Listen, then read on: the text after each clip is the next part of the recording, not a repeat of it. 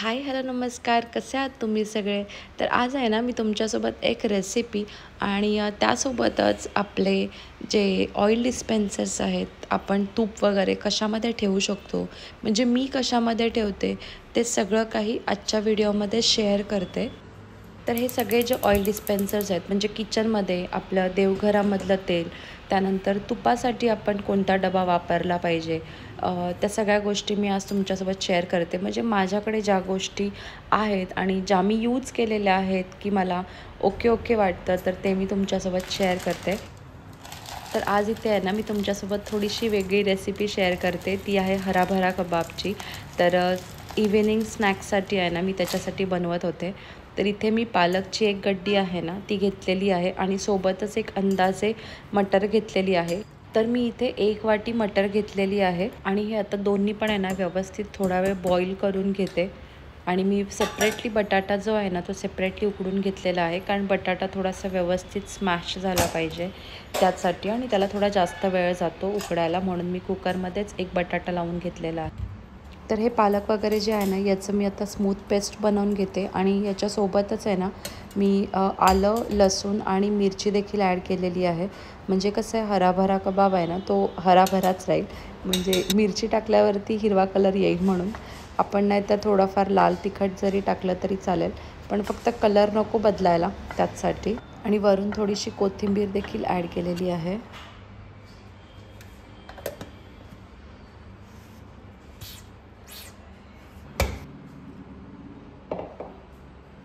तर आता जे काही लागणार आहे ना ते इथे मी व्यवस्थित मिक्स करून घेते. तर पहिले आहे ना मी बटाटा जो आहे ना तो व्यवस्थित स्मॅश करून घेते.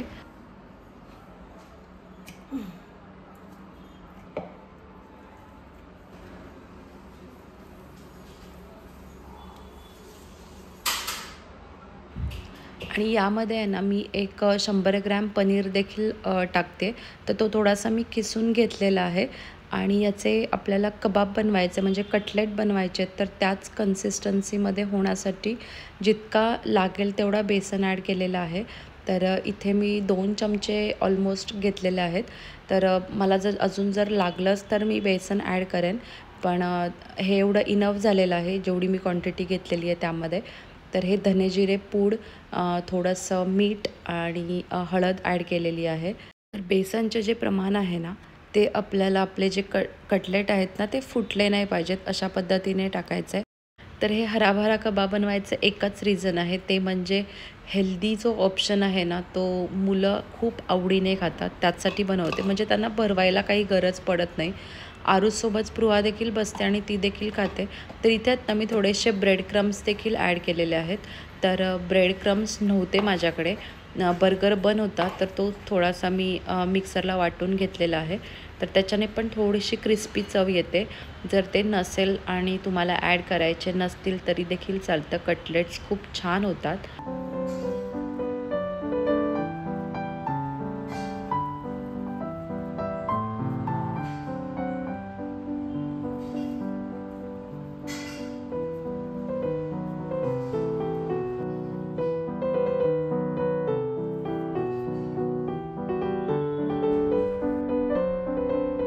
तर कटलेटला आहे ना मी वरून अर्धा जो काजू लावायचा होता ना तो माझा अर्धा तुटतच नव्हता. कसाही उलटा सुलटा वाकडा तिकडा तुटला आहे, तर मी तसाच लावला आहे. जेवढे चांगले चांगले पीसेस होते ना ते लावून घेतलेले आहेत. तर हे कटलेट्स जे आहेत ना ते मी आता शॅलो फ्राय करून घेते. खूप कमी क्वांटिटीमध्ये तेल टाकलेलं आहे. आणि हा जो माझा पॅन आहे ना हा एकदम नॉनस्टिक आहे, पण याला मटेरियल जे आहे ते बिलकुल पण नॉनस्टिक नाही आहे.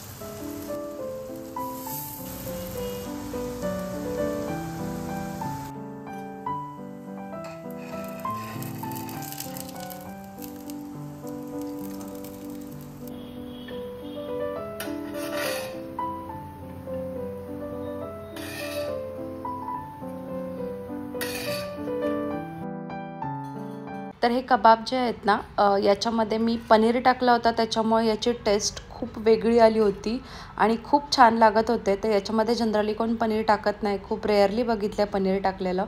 तर तुम्ही नक्की ट्राय करा. तर हा माझा जो कॉर्ड सेट आहे ना तो मला म्हणजे 1-2 कमेंट आल्या होत्या की छान वाटतं आहे. तर हा आहे ना कॉटन आहे, प्युअर कॉटन आहे आणि थोडासा बघा श्रिंक झालेला आहे, हाईट थोडीशी कमी आहे याची. तर हा आहे ना इच्छा जयपूर म्हणून वेबसाईट आहे, त्याच्यावरून मी घेतलेला आहे. तर काहीतरी 699 रुपीजचाच आहे, स्वस्त आहे आणि आता समरमध्ये एकदम कम्फर्टेबल आहे विअर करण्यासाठी.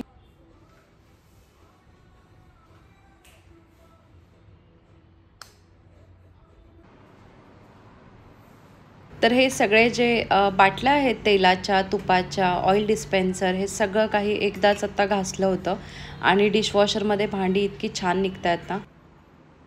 तर ही जी माझी तेलाची बॉटल आहे ना, ही सिग्नोरा विअरची आहे. तर सिग्नोरा विअरचं जे काचेचं मटेरियल आहे ते एकदम पातळ आहे.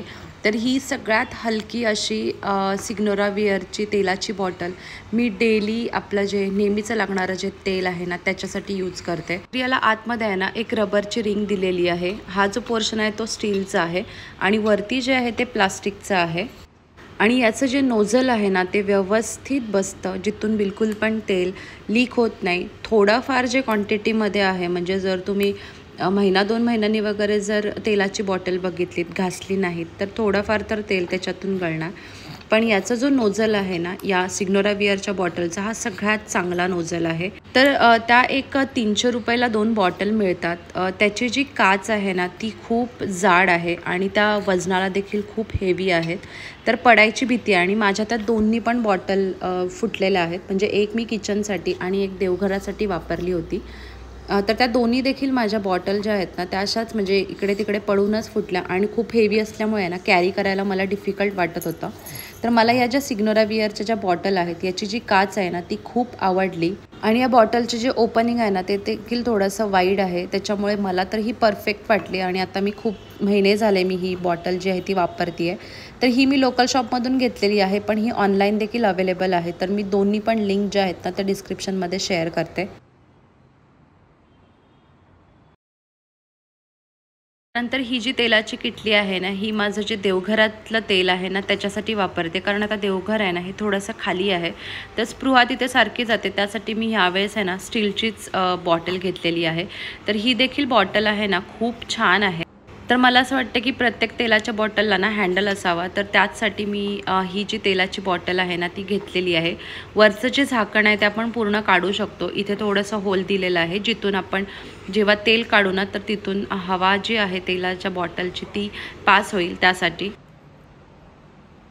तर तेल टाकताना आहे ना वरचं झाकण काढून तेल टाकायचं आहे आणि साईडला इथे तुम्हाला जे छोटं झाकण दिलेलं आहे ना तिथून आपण वापरण्यासाठी तेल घेऊ शकतो.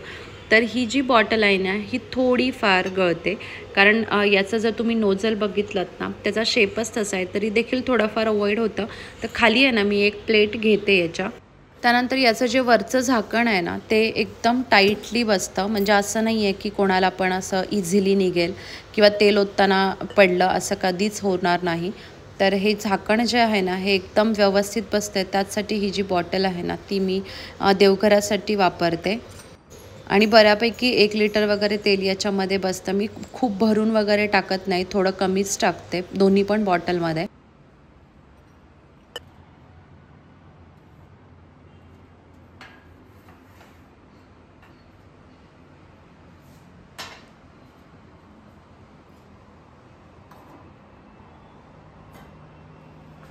तर हा जो डबा आहे ना हा मी तुपासाठी वापरते. हा खूप वर्ष झालं मी हा तुपासाठीच घेतला होता, पण आत्ता तिकडेच राहिला होता पुण्यामध्ये शिफ्टिंग करताना. तर आत्ता याच्यामध्ये सासूबाईंनी काहीतरी भरून पाठवलं होतं.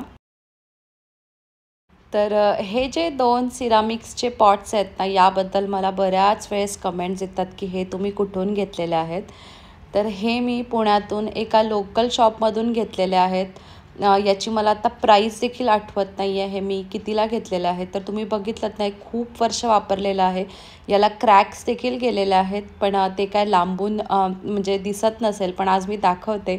दोन्ही पण ज्या ह्या पॉट्स आहेत ना हे याला थोडेफार तरी असे क्रॅक्स गेलेले आहेत, पण हे मला देखील खूप आवडतं. याचं जे झाकण आहे ना ते अशा पद्धतीच्या टेक्स्चरचं आहे आणि आतमध्ये असं ग्लॉसी ऑरेंज कलरचं टेक्स्चर आहे. तर ह्या ज्या पॉट्स आहेत ना, म्हणजे हे काय सिरामिक्सचे जार जे आहेत ना, हे मला देखील पर्सनली खूप आवडतात. याचा जर शेप बघितलात ना, तर असा थोडाफार ॲपलचा शेप आहे याला. असे हे जे पॉट्स आहेत ना, याच्यामध्ये दुसरं काही ठेवण्यापेक्षा मी याच्यामध्ये आपल्याला जे चपातीसाठी वगैरे तेल आणि तूप लागतं ना, त्यासाठी वापरते. आणि याच्यामध्ये जेव्हा पण मी तेल आणि तूप काढते ना, तर ते मी कमी क्वांटिटीमध्येच काढते. याला मला सारखं असं म्हणजे तेलकट आणि तुपकट डाग नको वाटतात. त्यासाठी मी याच्यामध्ये कमी क्वांटिटीमध्येच तेल आणि तूप ठेवते. तर आपलं जे तळलेलं काही तेल असतं ना, ते मी याच्यामध्ये ट्रान्सफर करते आणि दुसऱ्या दिवशी जेवढं तेल संपेल तेवढं सगळं वापरून टाकते. आणि हे जे दोन्ही पॉट्स आहेत ना, हे मी माझ्या लाकडी ट्रेवरती ठेवते आणि हा जो ट्रे आहे ना, हा माझ्या ओव्हनवरती असतो. तर ह्या गोष्टी ज्या आहेत ना, ह्या डेली वापरातल्या आहेत, तर त्या ओट्यावरतीच ठेवलेल्या बऱ्या. त्याचसाठी मी अशा पद्धतीने काहीतरी ट्रिक्स वापरते. तर हे असे जे पॉट्स आहेत ना, हे असे सिरामिक्सचे जे छोटे छोटे पॉट्स मिळतात ना, हे अशा गोष्टींसाठी वापरले ना, तर त्याचा यूज होतो. नाहीतर मग हे असंच कुठेतरी ठेवून राहतं. कधीतरी मी ह्याला चटणीसाठी वगैरे वापरते, असं सर्व्हिंग साठी वगैरे खूप छान वाटतात हे. तर जेव्हा पण रिकामे झालेले असतील ना, तेव्हा मग चटणीसाठी वगैरे देखील मी कधीतरी याला यूज करते. तर चपातीला लावणारं जे आपलं तेल आहे ना, ते असं आपण कुठल्यातरी वाटीमध्ये घेतो आणि ते असंच उघडं राहतं, तर ते मला बिलकुल आवडत नाही. त्यासाठी मी हे जे 2 पॉट्स आहेत ना, हे त्यासाठी ठेवून दिलेले आहेत. तर तूप वगैरे ह्या ज्या गोष्टी आहेत ना, ह्या आपण बघा काचेच्या बरणीमध्ये जेव्हा ठेवतो ना, तेव्हा बघा काचेची बरणी किती खराब दिसते. असं वाटतं की किती घाण झालं आहे असं. त्यासाठीच आहे ना, तुपासाठी जनरली स्टीलचा डब्बाच घ्यावा असं मला वाटतं. जर स्टीलचा नाही तर तुम्ही सिरामिक्सचे जे काही जार आहेत ना, ते वापरू शकता. तर तुपासाठी जनरली सिरामिक्सच्या ज्या बरण्या आहेत ना, त्या वापरल्या ना, तर खूप चांगलं राहतं त्याच्यामध्ये तूप. तुपाला लवकर वास येत नाही. तर हे मी ऑब्झर्व केलेलं आहे, म्हणून मी तुमच्यासोबत शेअर करते.